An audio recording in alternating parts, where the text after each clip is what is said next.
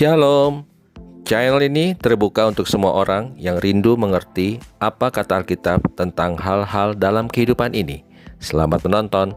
Tuhan Yesus memberkati. Saudara-saudara terkasih di dalam Tuhan Yesus Kristus. Hari ini kembali kita akan belajar dari Alkitab tentang bagaimana menjadi hamba yang setia. Dalam video yang lalu, kita membahas bahwasanya iblis selalu mencobai kita agar kita gagal dalam pengiringan kita kepada Tuhan Yesus melalui ketiga hal seperti keinginan daging, keinginan mata, dan keangkuhan hidup. Lalu bagaimana cara kita untuk dapat hidup berkenan kepada Tuhan? Hari ini mari kita lihat dari Kolose 3 ayat 5 sampai 6.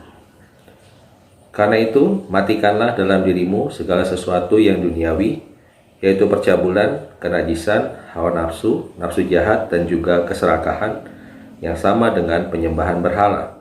Semuanya itu mendatangkan murka Allah atas orang-orang durhaka. Jadi ketika kita bicara tentang sesuatu yang duniawi, kadang kita langsung berpikir tentang suatu hal yang jahat di mata umum seperti pencabulan, perzinahan, pencurian, hawa nafsu, dan lain sebagainya. Padahal banyak hal-hal lain yang sepertinya rohani, namun itu juga adalah bersifat duniawi. Yang pertama mungkin yaitu keinginan untuk mendapatkan pujian atau sanjungan dari manusia. Hal ini dapat kita baca juga dari Matius 7 ayat 21 sampai 23. Bukan setiap orang yang berseru kepadaku, Tuhan, Tuhan, akan masuk ke dalam kerajaan surga, melainkan dia yang melakukan kehendak Bapa-Ku yang di surga. Pada hari terakhir, banyak orang akan berseru kepadaku, Tuhan, Tuhan, bukankah kami bernubuat demi namamu dan mengusir setan demi namamu dan mengadakan banyak mujizat demi namamu juga? Pada waktu itulah aku akan berterus terang kepada mereka dan berkata, aku tidak pernah mengenal kamu. Menyahlah daripadaku, kamu sekalian pembuat kejahatan. Jadi dalam ayat 22 kita bisa lihat sebenarnya bukanlah suatu masalah, karena itu adalah hamba-hamba Tuhan yang bisa bernubuat dengan baik, bisa mengusir setan, bahkan melakukan mujizat demi nama Tuhan Yesus. Lalu apa yang salah dengan pernyataan mereka? Ternyata kesalahan utama adalah pada fokus pada diri mereka sendiri dengan kata kami. Jadi dikatakan pada ayat 22, pada hari terakhir banyak orang akan berseru kepadaku, Tuhan, Tuhan, bukankah kami bernubuat demi namamu dan mengusir setan demi namamu dan mengadakan banyak mujizat demi namamu juga? Jadi mereka fokus pada kemampuan mereka, kebisaan mereka. Padahal kita tahu bahwa segala kemampuan itu datangnya dari Tuhan juga. Tapi mereka fokus mengatakan bahwa kami yang melakukan nubuat, kami yang mengusir setan, dan kami yang melakukan banyak mujizat. Itu adalah bentuk duniawi karena mereka ingin mendapat pujian dan sanjungan dari manusia. Hal yang kedua juga yaitu tentang perselisihan.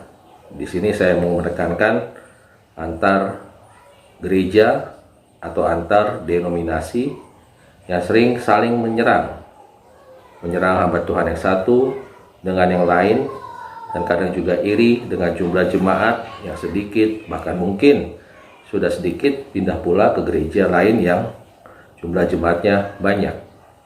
Hal ini juga dialami oleh Rasul Paulus untuk jemaat di Korintus di dalam 1 Korintus 3 ayat 3 sampai 4.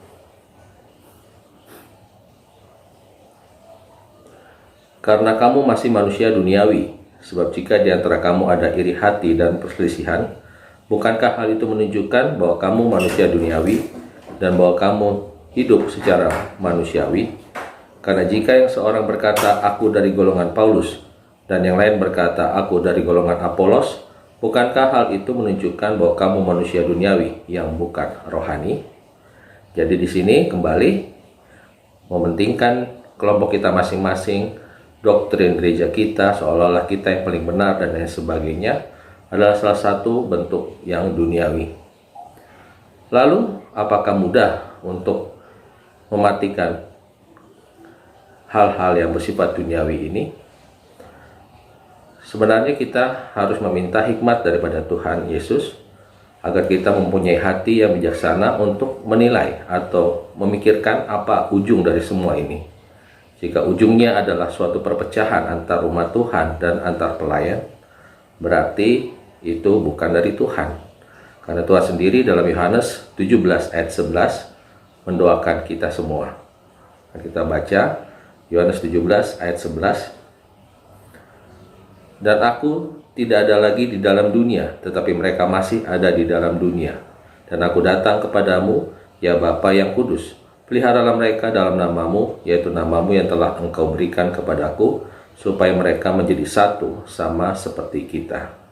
Jadi kembali diingatkan, kita harus punya satu hati untuk dapat mematikan hal-hal duniawi. Demikianlah renungan kita hari ini. Terima kasih sudah menonton dan Tuhan Yesus memberkati.